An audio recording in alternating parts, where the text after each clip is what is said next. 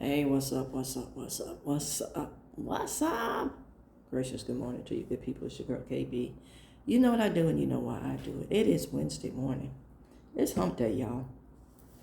And I'm grateful for it. It is July 30th and it is 3:34 in the AM. Yesterday was full. Yesterday was rich. I had an order I needed to get to the post office. And needless to say, it did not get done. All I had to do was print a label. It did not get done. Uh, Let me start on one of the first irritants for the day. I come in the office. Now, I missed Monday. I come in the office yesterday. And, you know, just like any other beginning of the week, there was a ton of emails and, some changes and this, that, and the other. And I hear, a coworker say, well, you missed a party. I'm like, what party? It was this particular individual's birthday.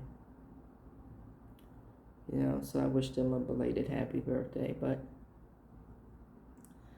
for me, I come to work to do my job. If I make a couple, 2, 3 friends along the way, cool, so be it. It's nice.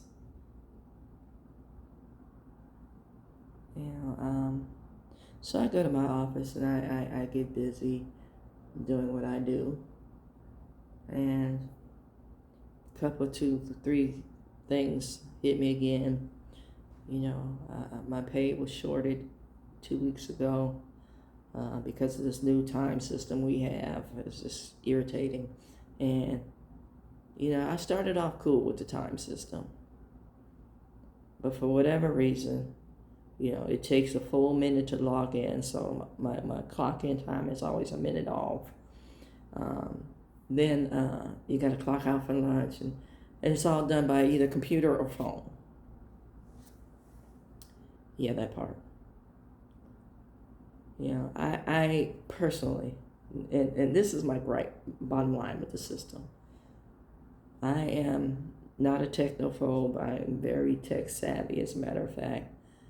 The thing that gets me with this system is that I get that institutions lose money by not keeping track of, time and certain people and places and things.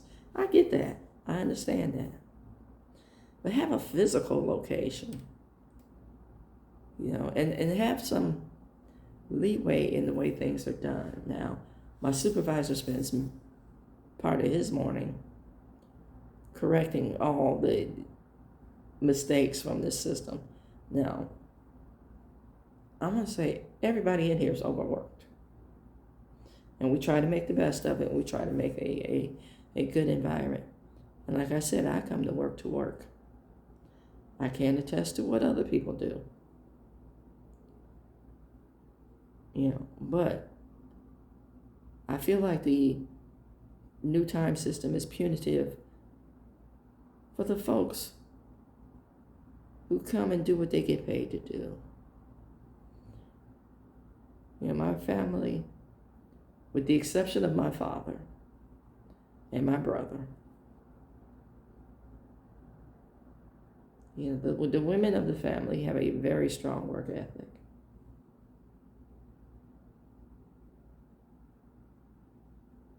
And that's my immediate family, but for the most part, my family, the maternal side, the work ethic, the content of character,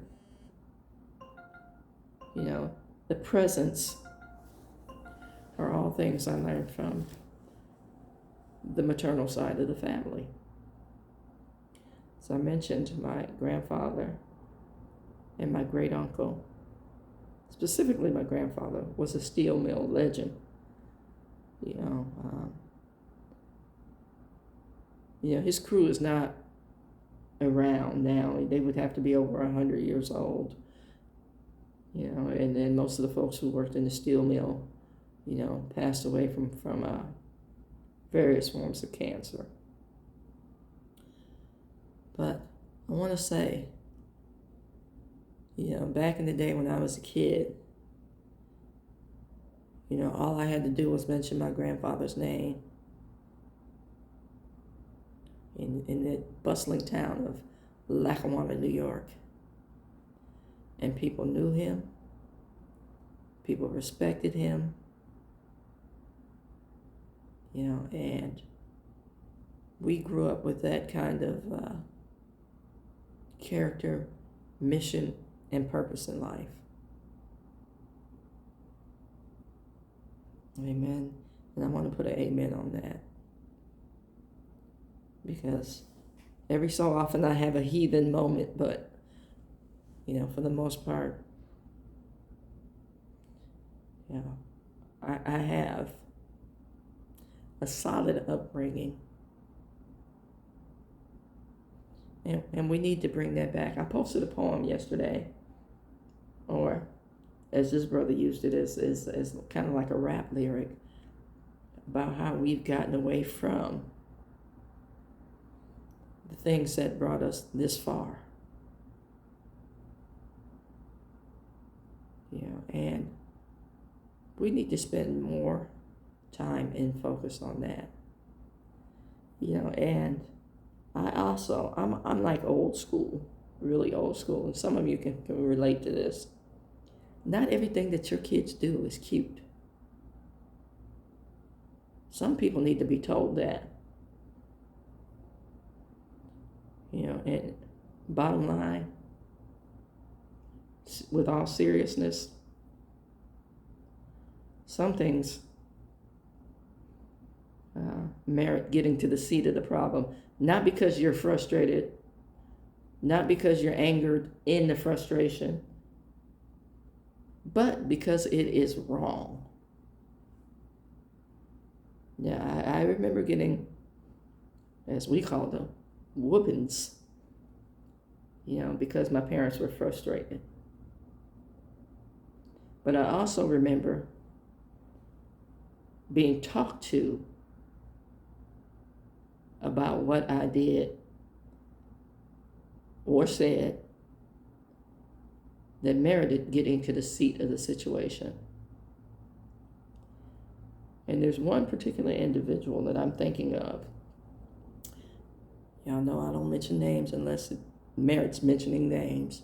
There's one particular individual that I am thinking of in this instance has a very, very, very foul mouth.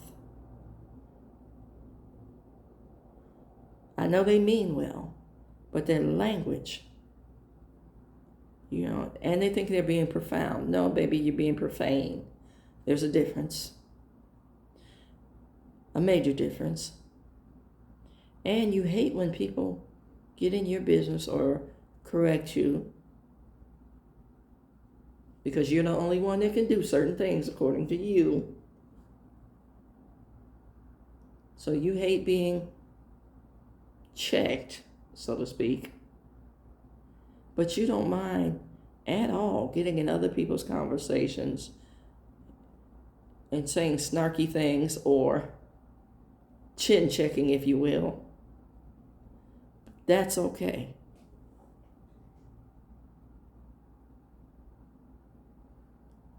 Who, what, where, when, why, and how. Now, I will tell people about their tone and how they address me.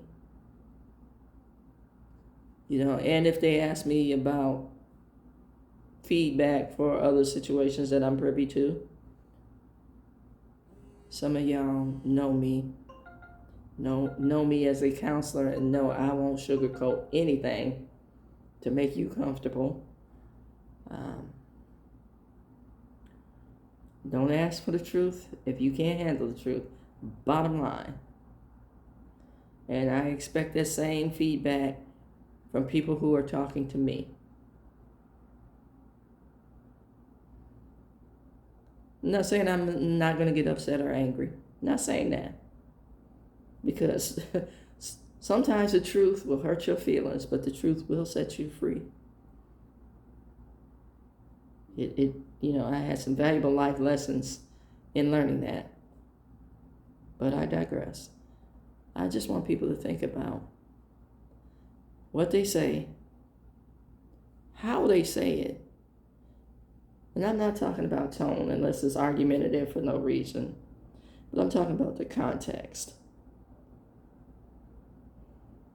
Are you teaching me to be a better criminal based on your experience? Or are you teaching me what's right? That's it. That's all. That's my thought.